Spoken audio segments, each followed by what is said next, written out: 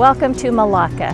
In this episode, we're going to show you around this fascinating city and explore the rich history of the Malay Peninsula, including the introduction of Islam and how it has shaped the Malaysian culture.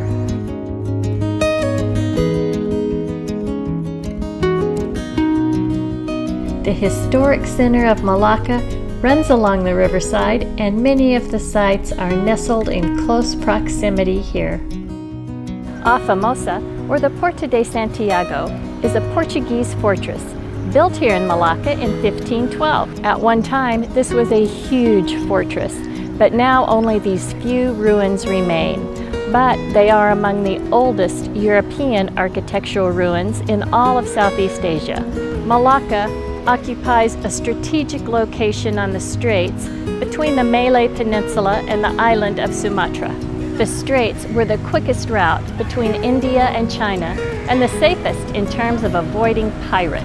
Both the Melaka Straits and the Malaka River were important trade routes back in the 15th century, a time when the Malaccan Sultanate was at the height of its power, and Malacca was known as one of the most important ports in the world. A Famosa was built under Portuguese commander Alfonso de Albuquerque after his forces defeated the armies of the Sultanate. Albuquerque believed Malacca would be an important link in establishing the spice route between China and Portugal, and he was right.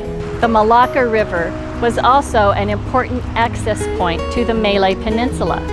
For this reason, the city came under frequent attack, making fortifications very important for anyone wanting to maintain control over the city.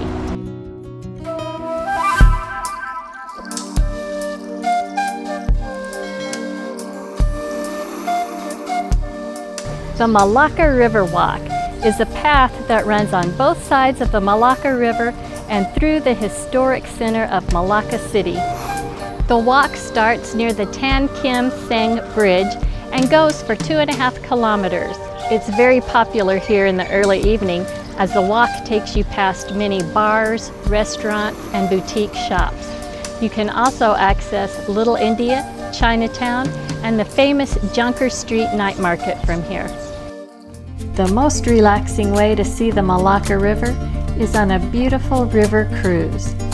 This 45-minute, 9-kilometer cruise can be done during the day or at night. You travel up the river past many of Malacca's historic sites and then find yourself surrounded by stunning high-rises. This cruise is without a doubt one of the essential activities for any visit.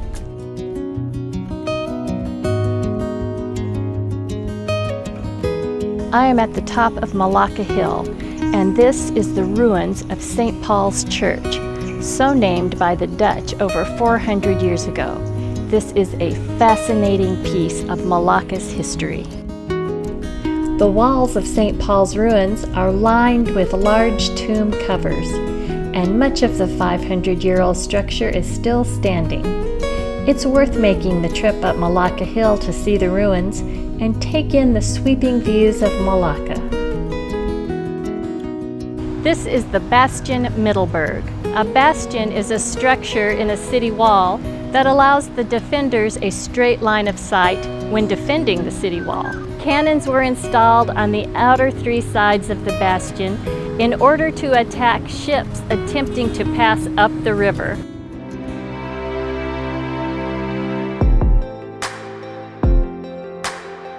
Jonker Street is the main street of Chinatown here in Malacca. During the day, you can see the beautiful and historic buildings, some dating back to the 17th century. Now they line the streets selling antiques, clothing, souvenirs, and food. Friday, Saturday, and Sunday nights are the real highlight of Jonker Street. This is when their famous night market is held. The night market runs from 6 p.m. until late. The food, the fun, and the trinkets that can be found here are mind-boggling. I saw some food here that I have never seen anywhere else, and it was all delicious.